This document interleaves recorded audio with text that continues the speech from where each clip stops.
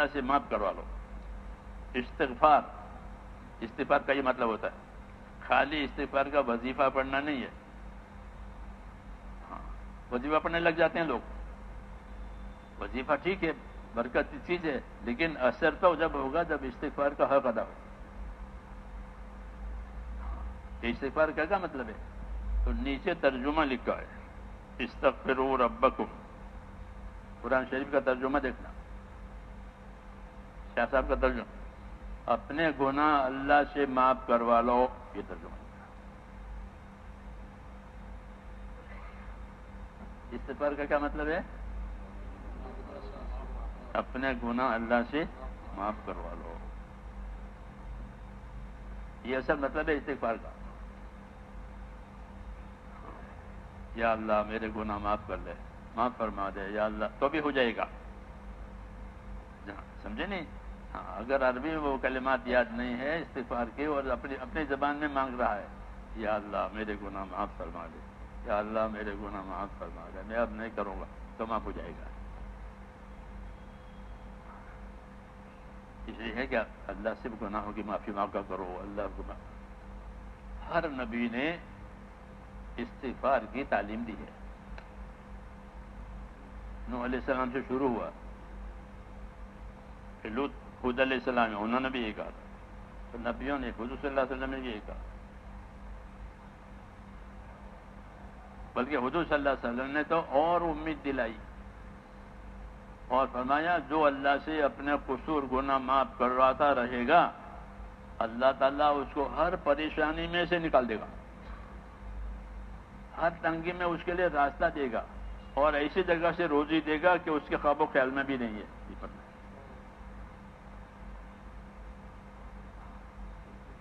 تو میں نے کہا نوح علیہ السلام نے پریشانی کا علاج یہ بتایا. کیا بتایا؟ کہ اپنے گناہوں کی معافی مانگو، اپنے قصور اللہ سے معاف کروا لو، تو پھر حالات بدل جائیں گے. نافرمانی کی وجہ سے حالات بگڑ گئے ہیں، توبہ استغفار سے حالات بدل جائیں گے، پھر بارش بھی ہو جائے گی، ہاں اولاد میں برکت بھی آئے گی، مال میں برکت آئے گی، سب کا. استغفروا ربکم. اور اللہ بہت معاف کرنے والا ہے. اللہ کیسا ہے؟ بہت معاف کرنے والا. ہاں معافی پسند ہے. اللہ کو کیا پسند ہے؟ جس طرح اپنے اطاعت پسند ہے، معافی بھی پسند ہے. اللہم انک عفو تحب العفو فاعف عنی، ہے نا دعا، اے اللہ تو معاف کرنے والا ہے، معافی کو پسند کرنے والا ہے، مجھے معاف فرما دے. یہ دعا شب قدر کی. تو معافی اللہ کو پسند ہے، تو اللہ سے معافی مانگو. تو معافی مانگو گے تو حالت ٹھیک ہو جائے گی. یہ پہلے دن سے چلائی ہے بات. جہاں معافی شروع ہوئی کہ حالات بدلنے شروع ہوئے کہ معافی مانگ کر اب زندگی صحیح کرنی ہے. تو میں نے کہا استغفار کی وجہ سے اللہ تعالیٰ معافی دیں گے اور معاف کر کے پھر حالات ٹھیک کر دیں گے. ادنا درجے کی سزا آتی ہے اعلیٰ درجے کی سزا سے پہلے، تاکہ لوگ رجوع کریں اللہ کی طرف. تکلیفیں آئی، مصیبتیں آئی، نعمتیں ہاتھ سے نکل گئی، ہاں یہ مصیبتیں ڈالی تاکہ لوگ اللہ کی طرف آئیں. پہلے فضائل سناتے ہیں. کیا سناتے ہیں؟ پہلے فضائل سناتے ہیں. دیکھو یہ کرو گے تو اللہ یہ دے گا، یہ برکت دے گا. وہ مانی نہیں وہ بات. تو پھر دوسری بات آتی ہے کہ اب مصیبت ڈالیں گے. کیا ڈالیں گے؟ مصیبت ڈالیں گے تاکہ مصیبت کی وجہ سے اللہ کی طرف آوے. فضیلت کی وجہ سے تو نہیں آیا، فضیلت بتائی تو نہیں آیا. تو دوسری بات کیا ڈالی؟ مصیبت ڈالی. ہاں کہ مصیبت ڈال کر کے بھی اپنی طرف لاتے ہیں. تو مصیبت رحمت ہے. مصیبت کیا ہے؟ کہ رحمت. کہ اللہ نے مصیبت ڈالی تو توبہ کر کے آ گئے، تو یہ مصیبت رحمت ہو گئی، آفت نہیں ہوئی، مصیبت رحمت ہو گئی. اس لیے کبھی مصیبت ڈالتے ہیں تاکہ مصیبت کی وجہ سے ادھر آ جاؤ، تو مصیبت بھی رحمت ہو جاتی ہے. اللہ کی ترتیب ہے. بہرحال مقصود یہ ہوتا ہے کہ زندگی میں دین آوے، اس لیے یہ حالات ڈالے جاتے ہیں۔ اچھے حالات بھی ڈالتے ہیں، ناگوار حالات بھی ڈالتے ہیں کہ اگر اچھے حالات ڈالے ہیں تو دین کے کام میں ترقی کرو۔ کیا کرو کہ اللہ نے میرے حالات اچھے کر دیے ہیں تو دین کے کام میں ترقی کرو۔ ہاں، اور اللہ نے میرے حالات ناگوار بنائے ہیں کہ دین کے کام پر صبر کرو، چھوڑو مت کام کو چھوڑو مت۔ یہ نبیوں کا طریقہ ہے کہ اگر انہوں نے ان کے حالات اچھے بنائے تو وہ نبی زیادہ کام کرتے ہیں۔ ہمیشہ ہم کو نبیوں کی زندگی دکھائی ہے، کیونکہ ہم کو نبیوں والا کام کرنا ہے کہ نہیں؟ پھر نبیوں والا کام تو جب نبیوں والا کام بتایا ہے تو نبیوں والے طریقے بھی بتائیں گے۔ تو نبیوں کا کیا طریقہ ہے کہ اللہ تعالیٰ ان کے حالات اچھے کر دیتے ہیں تو وہ بہت کام کرتے ہیں۔ داؤد علیہ السلام کو اللہ تعالیٰ نے نبی بنایا، ان پر کتاب اتاری۔ کون سی کتاب اتاری؟ کون سی کتاب اتاری؟ پڑھنا چاہیے کتابیں تاکہ پتہ چلے۔ تعلیم الاسلام میں لکھا ہے نہیں کہ داؤد علیہ السلام کو زبور ملی،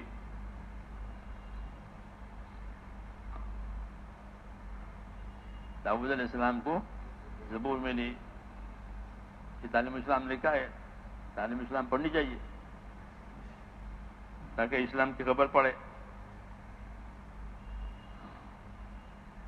تو داؤد علیہ السلام کو زبور ملی، زبور کی تبلیغ بھی کرتے تھے، جیسے حضور صلی اللہ علیہ وسلم کو قرآن اترا تو آپ اس کی تبلیغ کرتے تھے۔ تو اپنی دعوت، اپنی تبلیغ، اور پھر اللہ نے ان کو بادشاہ بنایا۔ کیا بنایا؟ تو ایک اور نعمت ہو گئی، اور بڑی زبردست بادشاہت تھی ان کی۔ ہاں، ان کی بادشاہت بہت زبردست تھی۔ تو اب کیا بادشاہت کرے کہ نہیں کہ اللہ نے میری حالت اچھی کر دی، تو ایک دن روزہ رکھتے تھے، ایک دن افطار کرتے تھے، ایک دن روزہ رکھتے تھے، ایک دن افطار کرتے تھے، اور اپنے ہاتھ کی کمائی سے روزی کھاتے تھے۔ وہ تو بادشاہ ہے، وہاں تو اجتماعی مال بہت ہے، اجتماعی مال بہت، تو وہ اجتماعی مال میں سے نہیں کھاتے تھے، بلکہ اپنے ہاتھ سے کما کر کے کھاتے تھے۔ حضور صلی اللہ علیہ وسلم ان کی تعریف فرماتے ہیں، کان یاکل بعمل یدہ، کہ داؤد اپنے ہاتھ کی محنت مزدوری سے کما کر کے کھاتے تھے، کیونکہ وہ کمائی حلال ہوتی ہے جو اپنے ہاتھ سے محنت مزدوری سے کمائے۔ تو لوہے کا کام کرتے تھے، لوہے کا لوہار، اس سے جو آمدنی آتی تھی اس سے کھاتے تھے۔ اور بادشاہ ہے، اور ان کے گھر میں 24 گھنٹے پروگرام رہتا تھا عبادت کا۔ کوئی نہ کوئی گھر کا ممبر میں عبادت میں لگا ہوا ہے، خاندان میں نہیں تو خاندان کا کوئی نہ کوئی آدمی 24 گھنٹے میں اللہ کی عبادت میں مصروف ہے، ذرا 24 گھنٹے ان کے ہاتھ رہتا۔ کیوں کہ اللہ نے ہماری حالت اچھی بنائی ہے، بادشاہت دی ہے، نعمتیں دی ہے، تو پھر کہ ہم اللہ کا کام زیادہ کریں گے۔ ہماری طریقہ سے نہیں کہ زیادہ دنیا ہے تو زیادہ دنیا میں گھس گئے، ہمارا تو یہ حال ہے، جتنی دنیا زیادہ ہے اندر گھس جاوے، پھر نکلنا مشکل ہو جاوے۔ وہ ایسا نہیں کرتے کہ اللہ نے مجھے خوشحال بنایا ہے تو مجھے اللہ کا شکر کرنا چاہیے۔ حکم بھی یہی تھا، اعملوا آل داؤد شکرا وقلیل من عبادی الشکور، اے داؤد کے خاندان والو اپنی کارگزاری شکر کی بناؤ۔ کیا بناؤ؟ شکر والی کارگزاری بناؤ۔ کیوں؟ فرمایا میرے بندوں میں شکر گزار تھوڑے ہی ہیں، یہ اللہ کہہ رہا ہے، سرکاری رپورٹ، کہ میرے بندوں میں شکر گزار تھوڑے ہی ہیں۔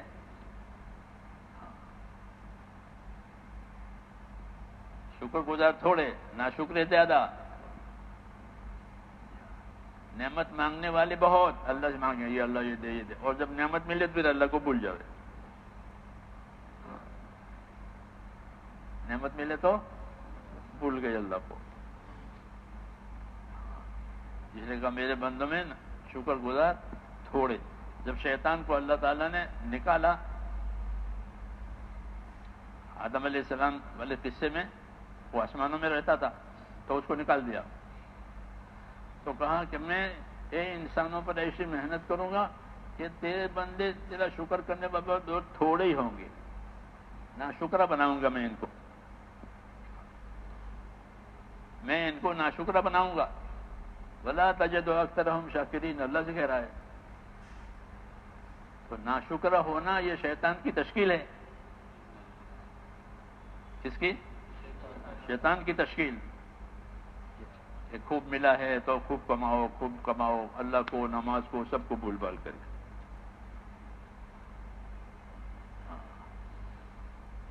سمجھ میں آئی نا بات؟ کہ شیطان کی تشکیل ہے کہ نعمتوں میں لگا دو ان کو، تاکہ دین ان کے ہاتھ سے نکل جائے. اس لیے کہتے ہیں کہ نبیوں کا طریقہ اختیار کرو کہ اللہ تعالیٰ خوشحال بناوے تو اس کے زیادہ کام کرو. کہ اللہ نے مجھے خوشحال بنایا، فرصت بھی دی ہے، دولت بھی دی ہے اور تندرستی بھی دی ہے، تو اب کیا کروں؟ اوپر کی منزل میں جا کے سو جاؤں؟ بلڈنگ بنائی ہے ایسا ہے کہ نہیں، زیادہ محنت کرو. کیا کرو؟ زیادہ محنت کرو، اعمال زیادہ کرو. تہجد کی 2 ہی رکعت ہے لیکن زیادہ 12 بھی ہے، تو مجھے تو اللہ نے تندرست بنایا 12 رکعت پڑھوں. یہ نہیں کہ 2 رکعت پڑھ کے گزارا کر لوں. تو روٹی پانی پہ گزارا کر، تو روٹی کھاڑی پانی ایسا کرتا ہے؟ ایسا کرتے ہو؟ روٹی کے ساتھ 50 چیزیں کھاتے ہیں. تو 2 رکعت پڑھ لینا. تہجد کی تو ایسا ہی ہے کہ روٹی پانی کھا لیا، ایسا کوئی نہیں کرتا. کہ تہجد کی کتنے رکعتیں ہیں؟ کہ 12 پڑھو. کیوں؟ کہ تندرستی دی ہے. کیا دی ہے؟ کہ چاش کی کتنے رکعتیں ہیں؟ کہ 12. 12 پڑھو. حضور صلی اللہ علیہ وسلم 8 بھی پڑھتے تھے. سمجھی نہیں؟ یہ کیوں؟ تاکہ پتہ چلے کہ عبادت کتنی ہے، کتنی کرنی ہے. جانے گا نہیں تو کیسے کرے گا؟ علم و ذکر اسی لیے تو ہے کہ علم حاصل کرو کہ عبادت کتنی ہے، کتنی کرنی ہے، کیسے کرنی ہے. اور اللہ نے تندرست بنایا ہے تو پھر کھا پی کے پڑا رہنا اچھا نہیں ہے. جی ہاں، سمجھ میں آئی نا بات؟ عبادت پابندی سے کرو، زیادہ کرو. کیونکہ جو کرے گا اپنے لیے کرے گا یا اللہ کے لیے کرے گا؟ اللہ کو ضرورت ہے کہ نہیں؟ جو کرے گا اپنے لیے کرے گا. تو اللہ نے حالات اچھے بنائے ہیں تو زیادہ کام کرو. فرصت دی ہے، مال دیا ہے، دین کی محنت بھی زیادہ کرو. کہ ہر سال 4 مہینے لگاؤ. کیا لگاؤ؟ اور ترتیب بناؤ اپنے گھر کی. میرا بیٹا اب جائے گا، اب میں جاؤں گا، بھائی جائے گا، تو اس کے گھر سے قربانی کی ترتیب چالو ہے. کتنی برکت آئے گی سوچو. ہاں، جو لوگ اس کے پابند ہیں ان کو برکتیں ملتی ہیں. ایک گیا ایک آیا، ایک گیا ایک آیا. کیا فلانا تقاضا ہے کہ ہمارے گھر سے آدمی ملے گا. فلاں جمع بن رہی ہے، اس کا کوئی چلانے والا نہیں ہے کہ ہمارے یہاں سے ایک آدمی ہم دیں گے. تو پوری جماعت کا کام ہو گیا. 8 آدمیوں کا کام ہو گیا اس کے جانے سے. یہ کیوں؟ کہ اللہ نے مجھے خوشحال بنایا ہے. کیا بنایا ہے؟ اللہ نے مجھے خوشحال بنایا ہے. کہ جب خوشحال بناوے تو کام زیادہ کرو. یہ نبیوں کی سنت ہے. داؤد علیہ السلام کی بات میں کہا تھا، وہ ایک دن روزہ رکھتے تھے، ایک دن افطار کرتے تھے، اپنے ہاتھ کی کمائی سے کھاتے تھے، پھر زبور کی تبلیغ کرتے تھے، زبور کی تلاوت بھی کرتے تھے. زبور کی تبلیغ، زبور کی تلاوت، قرآن پاک کی تبلیغ، قرآن کی تلاوت. یعنی ذکر بھی کرنا ہے، تبلیغ بھی کرنی ہے. تو زبور کی تلاوت کرتے تھے. خوش الحان تھے، ان کی آواز بہت اچھی تھی. ان کے ساتھ پرندے بھی شامل ہو جاتے تھے. وہ بھی جمع ہو جاتے تھے. تو نبیوں کا یہ طریقہ ہے کہ اللہ خوشحال بناوے تو زیادہ کام کرنا. تو پھر وہ شکر گزار قرار دیے جائیں گے. پھر اللہ ان کو اور دے گا. کیوں؟ یہ شکر گزار ہے. ہاں، نوح علیہ السلام کی صفت بتائی، انہ کان عبدا شکورا. نوح علیہ السلام کیسے تھے؟ یہ شکر گزار بندے تھے. حالانکہ تکلیف بہت آئی تھی، ان کو بہت لوگوں نے ستایا مارا، لیکن وہ اپنے کام پر شکر کے ساتھ قائم رہتے تھے. لکھا ہے کہ نوح علیہ السلام سارا سال روزہ رکھتے تھے. کیا کرتے تھے؟ تبلیغ بھی کرتے تھے لوگوں کو، اور روزہ سارا سال رکھتے تھے.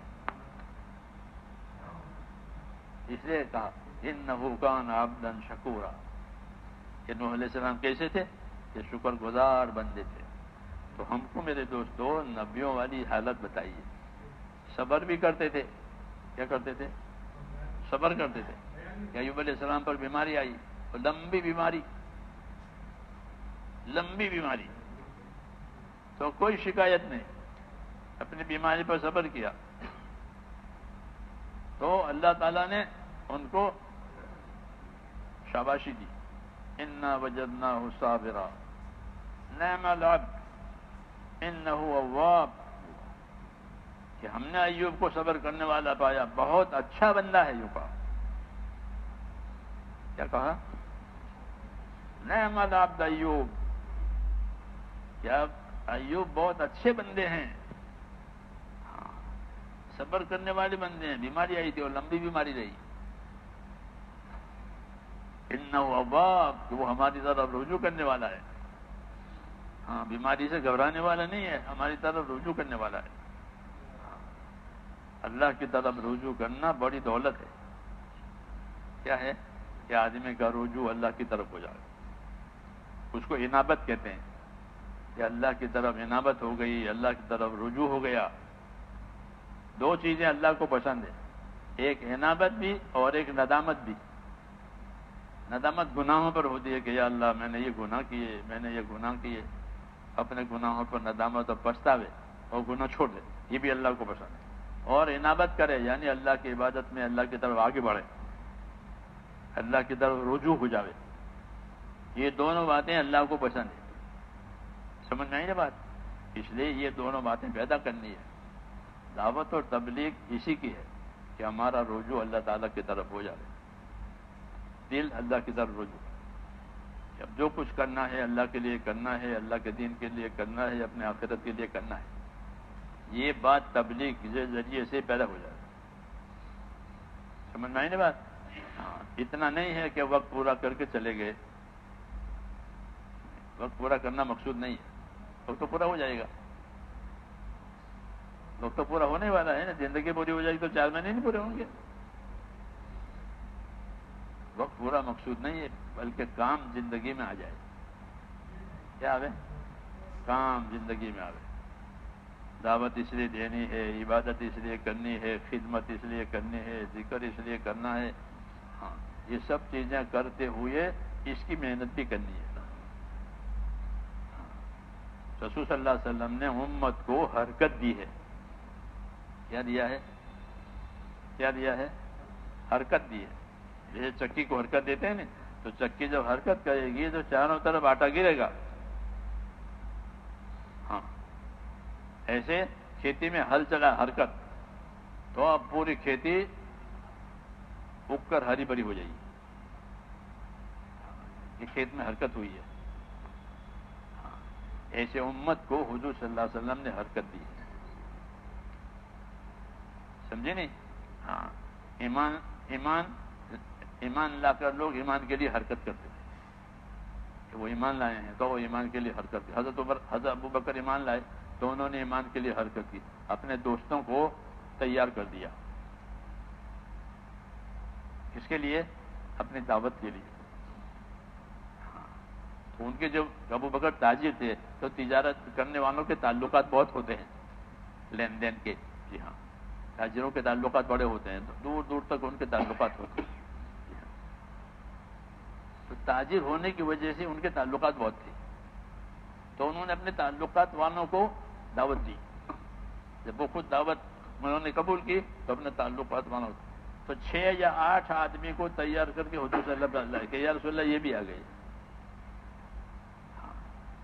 کہ جو چیز اللہ نے مجھ کو دی تھی وہ میں نے دوسروں کو دی، دوسروں کو اس کی دعوت دی. تو ان کی دعوت پر شروع ہی میں کیوں کہ حضور صلی اللہ علیہ وسلم نے امت کو حرکت دی ہے. نماز بھی پڑھیں گے، نماز کی دعوت بھی دیں گے. کیا کریں گے؟ نماز پڑھو، نماز کی دعوت دو. علم سیکھیں گے، علم سیکھنے کی دعوت دیں گے. ہاں، ذکر کریں گے، ذکر کی دعوت دیں گے. کیا کریں گے؟ ذکر کریں گے اور ذکر کرنے کی دعوت بھی دیں گے کہ بھائی صبح شام کا ذکر پورا کرو، قرآن شریف کی تلاوت کرو، مثلاً دعائیں یاد کر کے اس کو اس کے وقت پر پڑھا کرو. یہ ذکر ہے. یہ کیا ہے؟ یہ ذکر ہے. اللہ تعالیٰ کا ذکر کرنے کی وجہ سے آدمی میں احسانی صفتیں پیدا ہوتی ہے. ہاں، اور غفلت دور ہو جاتی ہے. سمجھ میں آئی نا بات؟ وہ صفتیں پیدا ہوگی اللہ کا ذکر کرنے کی وجہ سے کہ جس سے وہ اللہ تعالیٰ کو حاضر ناظر جان کر اس کی عبادت کرے گا، اس کی تابعداری کرے گا. یہ دولت ذکر کرنے کی وجہ سے ملتی ہے. اس کو احسانی صفت کہتے ہیں کہ اللہ تعالیٰ کو حاضر ناظر جان کر کے وہ اللہ کی عبادت کرے گا. سمجھ میں آئی نا بات؟ اس لیے ذکر بھی کریں گے، ذکر کی دعوت بھی دیں گے. علم بھی سیکھیں گے اور علم کی دعوت دیں گے. فضائل کا علم سیکھیں گے. کیا کریں گے؟ کہ فضائل کا علم سیکھیں گے اور فضائل کے علم کی دعوت بھی دیں گے. مسائل بھی سیکھیں گے اور مسائل کی دعوت بھی دیں گے کہ بھائی اپنا عمل صحیح کرنے کے لیے علماء سے مسائل پوچھا کرو، جاننے والوں سے مسائل پوچھا کرو تاکہ عمل صحیح ہو جائے. مسائل سیکھنے سے عمل صحیح ہوتا ہے، فضائل جاننے سے عمل کا شوق پیدا ہوتا ہے. فضائل جاننے سے کیا پیدا ہوگا؟ عمل کا شوق. ہاں، عمل کا شوق پیدا ہوگا. کیوں کہ اس کی فضیلت معلوم ہو گئی. فضیلت نہیں جانتا ہے تو اس کو عمل کا شوق نہیں پیدا ہوگا، اپنے سر سے اتار لے گا کام کو. اور فضیلت جانے گا تو اہتمام سے کرے گا.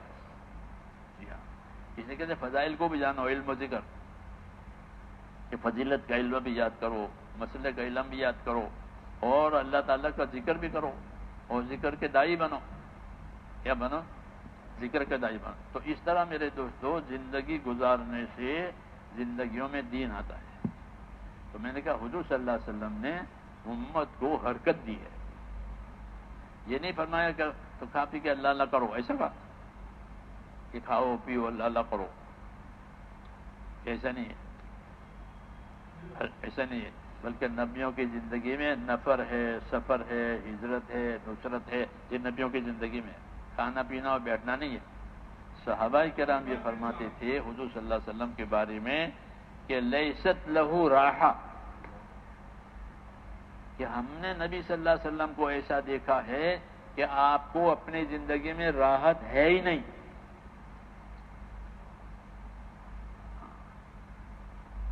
سمجھ میں آئی نا بات؟ کیوں کہ کام بہت ہے. کیا بہت ہے؟ لوگوں کو دعوت بھی دینی ہے، پھر جو دعوت قبول کرے گا اس کو تعلیم بھی دینی ہے. جو لوگ مسجد نبی میں رہتے تھے صفہ والے، حضور صلی اللہ علیہ وسلم ان کو قرآن پڑھاتے تھے. کیا پڑھاتے تھے؟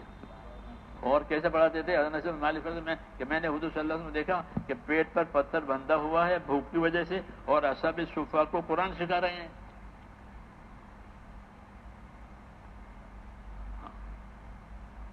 جی ہاں، اصحاب صفہ رہتے تھے، کبھی 100 بھی ہوتے تھے، کبھی کم زیادہ ہوتے تھے. تو ان کو کیا پڑھاتے تھے؟ ان کو قرآن پڑھاتے تھے. پیٹ پر پتھر بندھے ہوئے ہیں اور ان کو قرآن پڑھا رہے ہیں.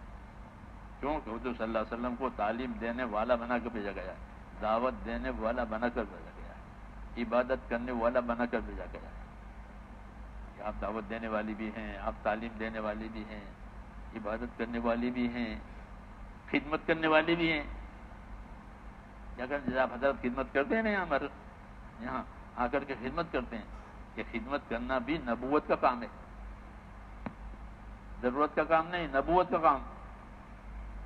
کہ خدمت کریں گے. سفروں میں بھی آپ صلی اللہ علیہ وسلم خدمت کرتے تھے اپنے ساتھیوں کی، وہ خدمت اپنے ذمے لیتے تھے. لوگ کہتے تھے کہ ہم کریں گے کہ نہیں، ثواب کی مجھ کو بھی ضرورت ہے، ثواب کی تم کو بھی ضرورت ہے. ہاں میں بھی ثواب کا محتاج ہوں اور تم بھی ثواب کے محتاج ہو. تم بھی ثواب کے لیے کرتے ہو، میں بھی ثواب کے لیے کروں گا. تو خدمت بھی کرتے تھے. تو میں یہ کہہ رہا تھا کہ حضور صلی اللہ علیہ وسلم نے امت کو حرکت دی، اس کی دین کی، کہ دین کی دعوت دینے کے لیے بھی حرکت دی، سیکھنے کے لیے بھی حرکت دی، عبادت کرنے کے لیے بھی، عبادت کرنے والے بنو. ہاں صحابہ کرام عبادت بھی بہت کرتے تھے. ہماری طرح سے نہیں کہ 2 رکعت سنت 3 وتر کے ہو گیا کام، ایسے کرتے ہیں نا. ہاں یہ روپ پڑ گیا ہمارا، یہ نوافل ووافل ختم. کیوں کہ ہم تو اجتماعی کام میں ہیں، اجتماعی کام میں یہ کوئی اجتماعی کام ایسے تھوڑا اجتماعی کام. اجتماعی کام کا مطلب کہ وہ سارے کام کرے، اس کو وہ اجتماعی کام، سارے کام کرے وہ اجتماعی کام. سمجھ میں نہیں بات؟ تو وہ حضرات سارے کام کرتے. نوافل کے وقت میں حیات الصحابہ پڑھو تو وہ کتنے نوافل پڑھتے تھے، کیسے وہ پتہ چلے گا کہ ان کے نوافل کا کیا پروگرام تھا. ظہر اثر کے بیچ میں نوافل پڑھتے تھے.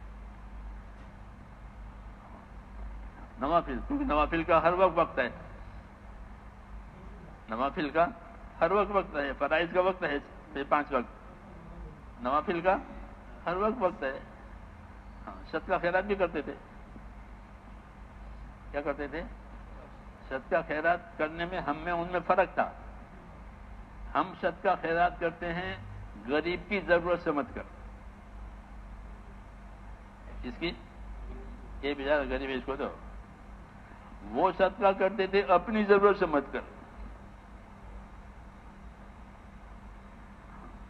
کہ مجھ کو ضرورت ہے اس لیے میں صدقہ کرتا ہوں. غریب کو کہ غریب کی ضرورت اللہ پوری کرنے والا ہے، میں پوری کرنے والا ہوں.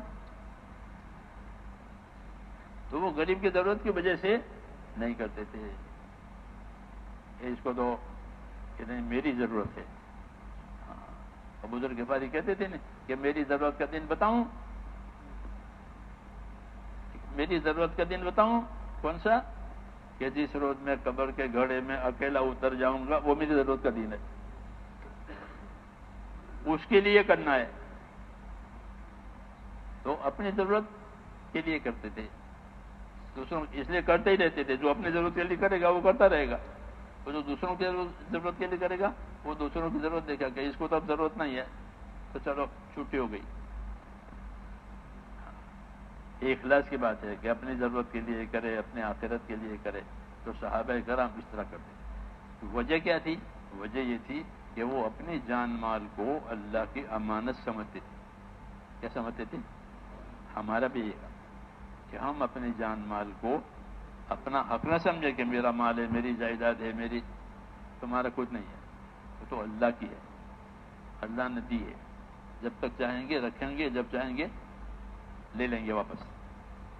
سمجھ آئی دوستو؟ تو جان مال کو اللہ تعالیٰ کی امانت سمجھنا ہے. کیوں؟ تاکہ حق ادا کرے گا. جو امانت سمجھے گا وہ حق ادا کرے گا. جو اپنا سمجھے گا وہ خواہش پوری کرے گا، اپنے جان مال سے خواہش کا نقشہ بنائے گا. اور جو امانت سمجھے گا وہ کہ وہ تو اس سے حق ادا کرے گا کہ بھئی تو امانت ہے، حق ادا کرنے کے لیے دی ہے. اس لیے میرے بھائیوں جماعت میں نکل کر اپنا مزاج اطاعت کا بنانا ہے. کیا بنانا ہے؟ کہ میری زندگی اطاعت والی بنے. جب اطاعت والی بنائیں گے تو حق ادا کریں گے. خواہش والی زندگی بنے گی تو تھوڑا حق ادا ہوگا. مزاج بنانا ہے اطاعت وا. اس لیے بار بار اللہ کے راستے میں لکھیں کہ مزاج اطاعت کا ہو جائے. کیا ہو جائے؟ مزاج اطاعت کا مزاج کہ بس بات ماننی ہے. ہاں اور ادب کے ساتھ اطاعت، عظمت کے ساتھ اطاعت. یہ نہیں کہ سر پر بوجھ ہے چلو بھائی اتارو، یہ ایسا نہیں. بلکہ وہ اطاعت کہ وہ تو میری زندگی کا اصلی کام ہے، تو ادب سے محبت سے اطاعت کرے. ہاں، جتنے بھی تقاضے ہمیں اپنی کوشش اس کے پورا کرنے کی کریں. کیوں کہ جان مال کو اللہ نے بطور امانت کے ہم کو دیا ہے تاکہ اس کا حق ادا کرے. تو مسلمان کے جان مال میں کیا حق ہے؟ کہ مسلمان کی جان مال میں سب سے پہلا حق یہ ہے کہ وہ اپنے جان مال سے اللہ کے دین کا مددگار بنے. بات سمجھ میں آ رہی ہے یا سو گئے بیٹھے بیٹھے؟ کہ اپنی جان مال میں سب سے پہلے وہ اللہ کے دین کا مددگار بنے، کہ اپنے جان مال کو اس طرح استعمال کرے کہ اللہ کے دین کو پانی ملے. کھیتی کو پانی ملے گا وہ ترقی کرے گی، پانی نہیں ملے گا تو سوکھ جائے گی. تو مسلمان کے ذمے دو کام ہیں، ایک استقامت، ایک نصرت. ایک کیا؟ استقامت، کہ اپنے دین پر ہر حال میں قائم رہنا ہے اپنی طاقت کے مطابق. سستی نہیں کرنی ہے، سستی نہیں کرنی ہے. ہاں، سستی کرنا منع ہے. جو لوگ سستی سے نماز پڑھتے ہیں ان کو سستی کی سزا ہوگی، سستی کا عذاب ہوگا. فضائل پڑھنا، سستی کے ساتھ نماز پڑھتے ہیں کہ سستی کی سزا ہوگی. اہتمام کے ساتھ نماز پڑھنے والوں کو اہتمام کی فضیلت ملے گی، سستی سے پڑھنے والوں کو سستی کی سزا ہوگی. یہ قاعدہ ہے. کیوں؟ اللہ بہت بڑے ہیں، اللہ بہت بڑے، ان سے کوئی بڑا نہیں. تو بڑے کے کام کو سستی سے کرنا سوچنے کی بات نہیں. اتنا بڑا اللہ، اس کے کام میں سستی؟ کوئی سرکاری آرڈر آوے تو آدمی کی نیند حرام ہو جاتی ہے. ہاں، حالانکہ وہ ہمارے جیسے سرکار والے تو ہمارے جیسے انسان نہیں تو ہے. تو میں نے کہا کہ سب سے پہلے جان مال کو کس پر لگانا ہے؟ یہ جان مال کو سب سے پہلے مسلمان کا پر حق ہے کہ اپنے جان مال سے سب سے پہلے اپنا دین کا مددگار بنے. اور مددگار بننے کا مطلب یہ ہے کہ دین سیکھے، اس پر قائم رہے اور دین کے لیے محنت بھی کرے. ایسی محنت کرے کہ جسے لوگوں کے لیے راستہ بنے. ہماری محنت کا یہ مقصد ہے کہ ایسی محنت کرو کہ عام لوگوں کے لیے راستہ بنے. جیسے سرکار سڑکیں اور پل نہیں بناتی، پل بناتی ہے. سڑک کیوں؟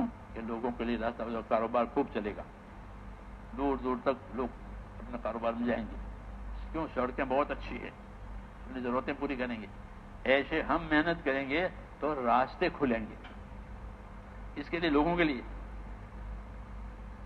دین کے راستے کھلیں گے. اس کو نصرت کہتے ہیں. کیا کہتے ہیں؟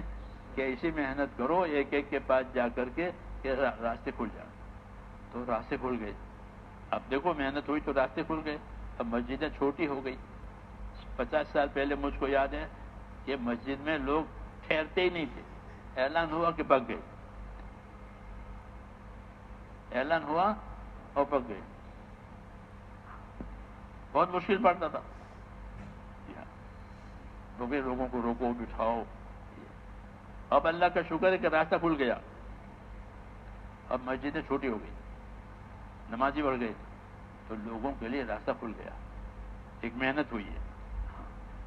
لیکن یہ محنت ابھی ہماری عبادت تک پہنچی ہے، آگے بہت دن باقی ہے. کہاں تک پہنچی؟ عبادت تک. کہ لوگ عبادت کرنے والے ہو گئے، نمازی ہو گئے، حاجی ہو گئے، روزے رکھنے والے، صدقہ دینے والے، اعتکاف کرنے والے، یہ پیدا ہو گئے. ایک محنت نے یہ راستہ کھول دیا.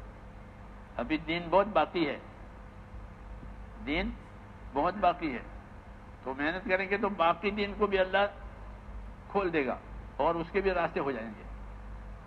پھر لوگ دور دور کا سفر کر کے اپنے دین کو لے کر کے جائیں گے. دور دور کے علاقوں میں دین پہنچ جائے گا.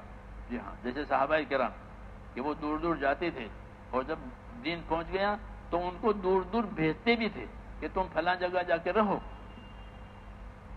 ابو الدرداء کو شام میں بھیجا حضرت عمر نے، جاؤ شام والوں کی تربیت کرو، شام والوں کو دین سکھاؤ. تو وہ وہیں رہے، وہیں مرے. ہاں، ان کو وہاں کے لیے بھی طے کر دیا. عبادہ بن صامت کو فلسطین کے لیے طے کر دیا کہ تم وہاں رہو. انس بن مالک کو کوفے میں بھیج دیا. کہاں بھیجا؟ عراق میں. تو وہ عراق کے لیے ہو گئے، تو وہیں مر گئے. سمجھ میں آئی نا بات؟ کیوں کہ اپنے دین کی نصرت کرنا ضروری ہے. کیا کرنا ضروری؟ مسلمان کے ذمے اپنے دین پر قائم رہنا، اپنے دین کا مددگار بننا. دو کام. مدد بننے کا یہ طریقہ ہے کہ جماعتیں بنا بنا کر کے پھیل جاؤ. جو لوگ کمزور ہیں ان میں محنت کرو تاکہ ان کی کمزوری دور ہو جائے، پھر وہ اللہ کے دین پر چلنے والے بنے. اور جو طاقت والے ہیں، مالدار ہیں، خوشحال ہیں، سمجھدار ہیں، ان پر محنت کرو تاکہ وہ دوسروں کے لیے محنت کرنے والے بنے. کام سیکھ کر کے دوسروں میں محنت کرنے والے بنے. تو کمزوروں کو طاقت دینی ہے یا طاقت والوں کو اس طاقت کا استعمال بتانا ہے کہ اپنی طاقت کو اس طرح استعمال کرو کہ تمہاری محنت سے، تمہارے جان مال سے اللہ کے دین کو پانی ملے. جن علاقوں میں دین نہیں ہے وہاں دین ہو جاوے، جہاں نمازیں نہیں ہیں نماز پڑھنے والے بن جاویں، اور جو دینی کمی ہے وہ پوری ہو جاوے. تو دو کام ہمارے ذمے ہو گئے. ایک اپنے دین پر قائم رہنا، کیا کرنا کہ اللہ کے فرائض کو ادا کرنا، اور جو حقوق لوگوں کے ہیں وہ ادا کرنا.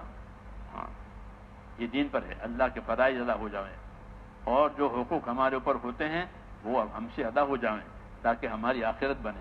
یہ ہر ذاتی زندگی کی ذمہ داری ہے. اور اجتماعی زندگی ہے کہ بھئی جماعتیں بنا بنا کر کے نزدیک میں، دور میں، جہاں مشورے سے تقاضا آئے اسے پورا کرنے کی کوشش کرو. امت کے ذمے اپنے دین پر قائم رہنا، اپنے دین کی مدد کرنا ہے. دو کام ہے. اپنے دین پر قائم رہو اور اپنے دین کے، یہ سبق ہے کہ اپنے دین کی مدد کر رہو. تو انشاءاللہ پھر سارے حالات کو اللہ ٹھیک کر دیں گے، جیسے مدینے والوں کے حالات ٹھیک ہو گئے. مدینے والوں کے حالات دین آنے سے پہلے بہت برے تھے، بہت دکھی تھے، اور بہت پریشان تھے. کتابوں میں لکھا ہے. پھر دین آیا اور مدینے والے انصار کہلائے، دین کے مددگار. تو اللہ نے ان کے حالات ٹھیک کر دیے. 6-7 سال تکلیف رہی. 7 سال زیادہ ہے؟ کچھ بھی نہیں ہے. 7 سال میں تبدیلی آنا شروع ہو گئی. روزی کے دروازے بھی کھل گئے اور حق کے اور ہدایت کے دروازے بھی کھل گئے تھوڑی سی مدت میں. کیونکہ انہوں نے محنت زیادہ کی. محنت زیادہ کرتے ہیں تو تھوڑی مدت میں زیادہ کام ہو جاتا ہے. اور محنت تھوڑی کرو گے تو پھر زیادہ مدت میں بنے کی بات. تو ہمارا ایسا ہے کہ ہم تھوڑی محنت کرتے ہیں تو تھوڑی محنت سے نتیجہ دیر میں آتا ہے. اسے کہتے ہیں اپنی محنت کو بڑھاؤ تاکہ نتیجہ جلدی آ جائے. تو ہمارے ذمے ہے اپنے دین کی مدد کرنا، اپنے دین پر قائم رہنا. آسان ترتیب جو ہم کو دی گئی وہ یہ ہے کہ بھائی 1 مرتبہ 4 مہینے لگا کر کے کام سیکھ لو، سمجھ لو. ہاں خالی وقت لگانے کے لیے نہیں پھرنا ہے، کام سمجھنے کے لیے پھرنا ہے. اس کے لیے پھرنا ایسے پھرو کہ کام سمجھ میں آ جائے. جب سمجھو گے تو سمجھا لو گے. سمجھے نہیں ہے تو کیا؟ جب سمجھے نہیں تو کیا سمجھا لو گے؟ تو گونگوں کی طرح سے. تو گونگا بھی اب تو کام سمجھا لے رہا ہے. گونگا 6 نمبر سمجھاتا ہے. کیوں کہ وہ سمجھا ہوا ہے. تو ہم سمجھیں گے تو بھائی سمجھائیں گے. اس لیے مولانا الیاس صاحب فرماتے تھے کہ بار بار نکلو، بار بار نکلو کہ تمہیں مقصد سمجھ میں آ جائے. مقصد سمجھ میں آ جائے. ہاں نہیں تو وقت پورا کرنے کی فکر میں نکلو کہ میرا وقت پورا ہو گیا میں جا رہا ہوں. یہ تو مزدور کا کام ہے. مزدور وقت پورا کر کے چلا جاتا ہے، چاہے کام پورا ہو چاہے کام پورا نہ ہو. مزدور ہے کہ میرا وقت پورا ہو گیا میں جاتا ہوں. ہم مزدور نہیں، ہم تو ذمہ دار ہیں. ہم ذمہ دار ہیں، مزدور ہیں کہ ہم تو اپنے دین کے ذمہ دار ہیں، مزدور نہیں ہیں. ہاں مزدور میں اور ذمہ دار میں فرق ہے. کیونکہ ذمہ دار نفع نقصان دیکھتا ہے اپنی چیز کا. مزدور نفع نقصان نہیں دیکھتا، وہ تو اپنا کام دیکھتا ہے کہ آپ نے مجھے اتنا کہا تھا میں نے کر لیا، میرا وقت پورا میں جاتا ہوں. چاہے کام بگڑے تو میرا نواب جانا. ایسا نہیں ہے. کام ہمارا ہے، ہم اس کے ذمہ دار ہیں. ہاں مدد بھی ہماری ہوگی، برکت بھی ہمارے لیے آئے گی. کیوں کہ ہمارا کام ہے. اور نقصان ہوگا تو وہ بھی ہمارا ہوگا. اسے میرے بھائیوں ترتیب بنانی ہے. کیا بنانی ہے؟ 4 مہینے ایسے لگ جائیں کہ کام سمجھ میں آ جاوے. پھر ترتیب بنا کر چلتے رہو، ہر سال چلا دیتے ہو، ہر مہینے 3 دن. ہاں، تو یہ ایک آسان ترتیب ہے زندگی میں دین لانے کے لیے بھی اور دوسروں میں دین آنے کے لیے بھی. یہ ترتیب اور آسان ترتیب ہے، ہزاروں آدمی کر رہے ہیں، لیکن ابھی پورا نہیں ہوا کہ بھئی 100% آدمی 4 مہینے والے ہو گئے. ایسا ہے کہیں 100% نماز پڑھتے ہیں؟ ایسا ہے کہیں؟ تو پھر نقصان بہت ہے کہ 100% نمازی بھی نہیں ہے، 100% وقت لگانے والی بھی نہیں ہے. کمی ہے، اس لیے اس کمی کو سامنے رکھ کر کام کرنا ہے. تو آپ بتاؤ اس کے لیے کہ 4 مہینے لگاؤ. جن کے اب تک نہیں لگے ہیں وہ فیصلہ کرے کہ مجھے تو 4 مہینے لگانے ہیں. میں یہ نہیں کہتا کہ ابھی ابھی جوتے پہن کے چلے جاؤ، نہیں، آپ کو 4 مہینے اپنی ترتیب سے لگانے ہیں تو ہی وہ قائم رہے گے. ہنگامی نہیں ہے کام، ایمرجنسی میں کر لو، ایمرجنسی میں نہیں کرنا رہا ہے. بولو.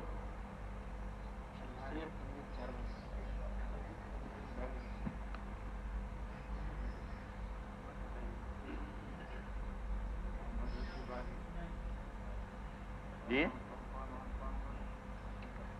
آپ ادھر آپ کو کہہ رہا ہوں، آپ بیچ میں آؤ.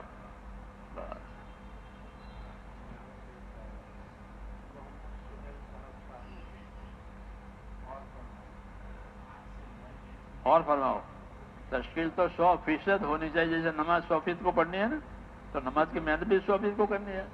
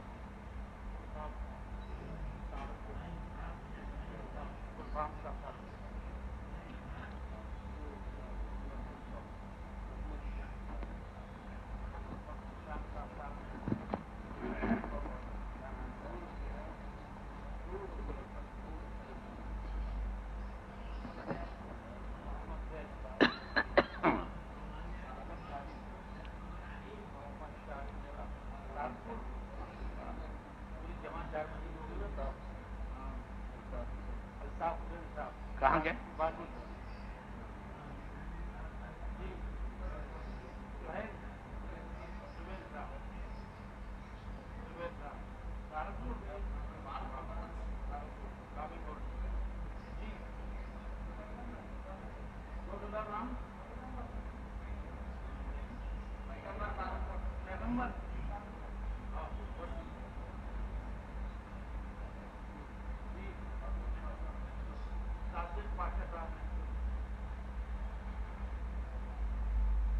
اور بتائیں. ماشاء اللہ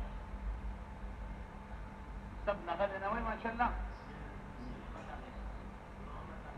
محمد طاہر صاحب، ماشاء اللہ ماشاء اللہ. اور بتائیں. خوش نصیب ہیں وہ بندے جو اپنے آپ کو پیش کرتے ہیں. پیش کرنا خوش نصیبی ہے، پیچھے رہنا اچھی بات نہیں. آ رہی ہے تو انشاءاللہ ترتیب بن جائے گی. ترتیب بنے گی تو نکلنا بھی آسان ہو جائے گا. فرمائے اور فرمائے. ماشاء اللہ نام آ گئے اور نام بتائیں. مشورہ ہو رہا ہے، بتائیے. تیسرے دن بتائیے. تیسرے دن نام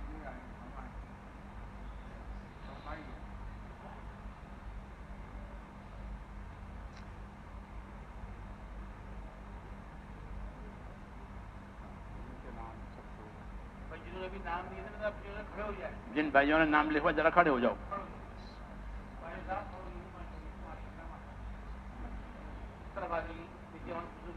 ان کے پاس بیٹھ جائے. اللہ جزائے خیر دے آپ لوگوں کو.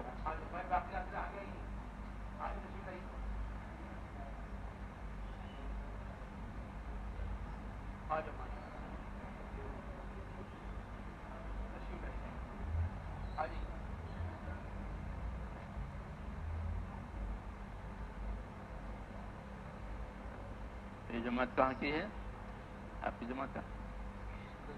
سورت واپسی والی ہے. سال میں ہے. کیا نام ہے آپ کے ساتھ جماعت ہے؟